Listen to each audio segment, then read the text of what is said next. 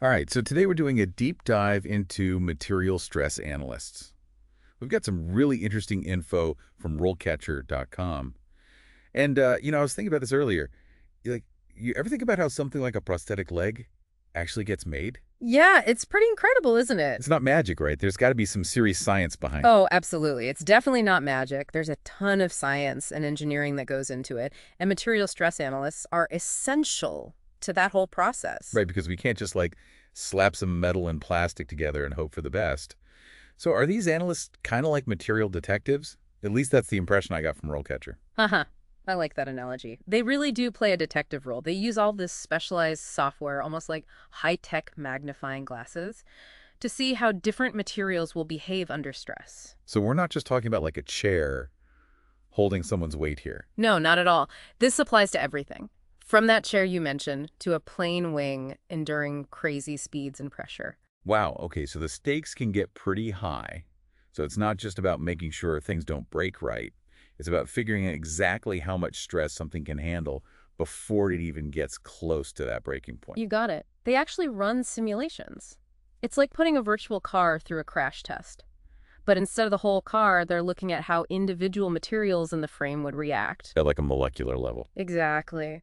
They use something called finite element analysis, which basically breaks the material down into tiny little pieces. And that's how they can see where the stress concentrates. And where those potential weak points are. Exactly. That's wild.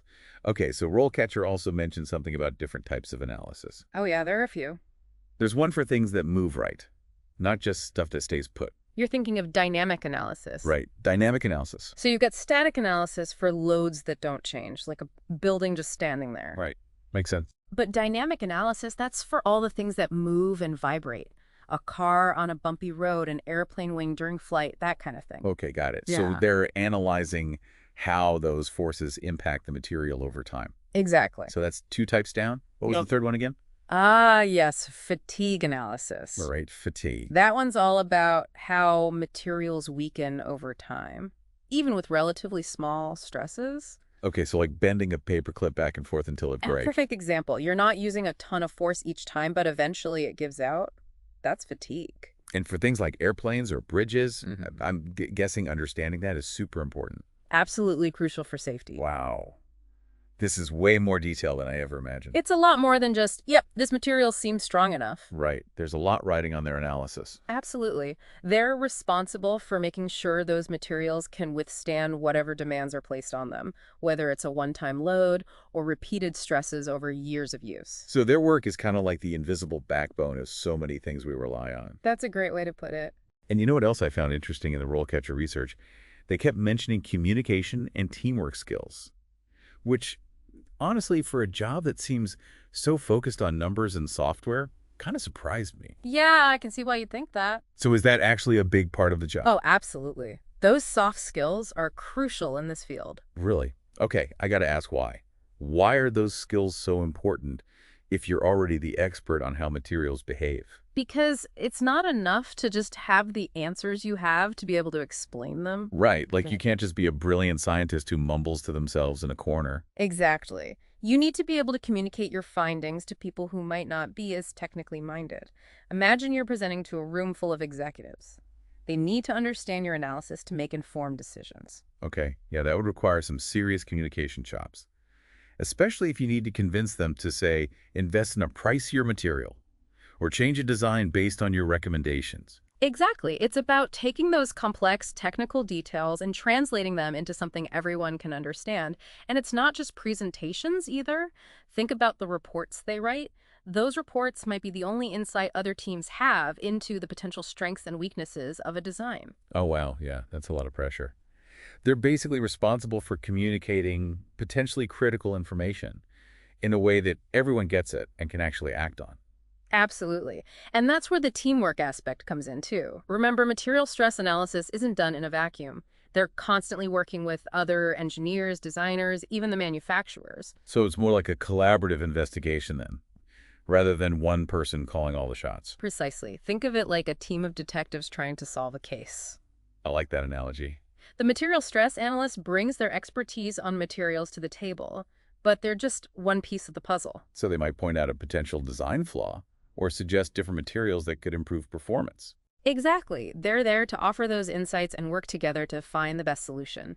Maybe it's a small tweak to the shape of a part to distribute the stress more effectively, or they might recommend a surface treatment that could improve the fatigue life. It's about using their knowledge to help the whole team make the smartest decisions. Exactly. This is really giving me a new appreciation for how collaborative engineering really is.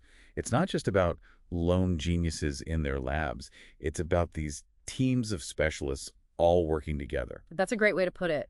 And as we dig deeper into the career path of a material stress analyst, you'll see how that collaborative spirit becomes even more crucial, especially as they move into those more senior roles and take on bigger responsibilities. It's funny how we always picture engineers as these lone figures hunched over equations, but it sounds like teamwork is a huge part of material stress analysis. It really is, especially when you consider how much this field is always changing. Right, and speaking of that, RoleCatcher had some really interesting profiles that showed the career progression of a material stress analyst. Yeah, they're a great resource for getting a feel for what that journey looks like. One thing that really jumped out at me was the emphasis on staying ahead of the curve. Oh, absolutely. It seems like the learning never really stops for these folks. It makes sense when you think about it. New materials are being developed all the time. Software is getting more sophisticated. Even the techniques for analyzing stress and strain are constantly evolving. So how do they actually stay up to date? Are there like material stress analyst conferences or something? You laugh. But yeah, conferences are actually a big part of it. It's a chance to hear about cutting-edge research, network with other professionals, bounce ideas around, and of course there are journals, online courses, workshops. There's a whole world out there dedicated to keeping material stress analysts at the top of their game.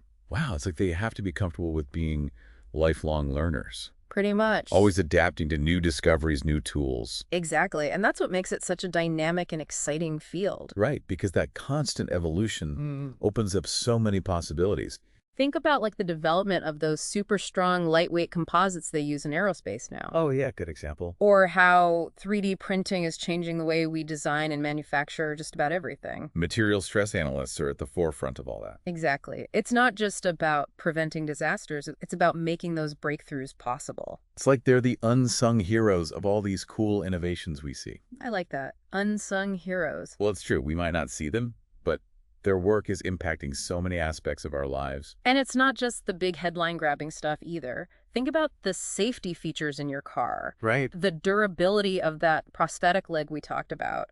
All of that goes back to material stress analysis. It's really making me appreciate those everyday things in a whole new way. It's about making sure those everyday things are safe, efficient, and built to last. Absolutely. And I think that's a great note to end on. So in a world that's constantly pushing the limits of what's possible, material stress analysis is key. It's not just about preventing failure. It's about enabling innovation. It's about making sure we can dream big and actually build those dreams. Well said. Couldn't have put it better myself. It's been fascinating learning about this often invisible profession. And on that note, we'll leave you with this. Think about the objects you use every day. Your phone, the chair you're sitting on, even the bridges you drive over. Behind each one is a material stress analyst working to make sure it can handle whatever life throws at it. And that is a pretty cool thought to end on.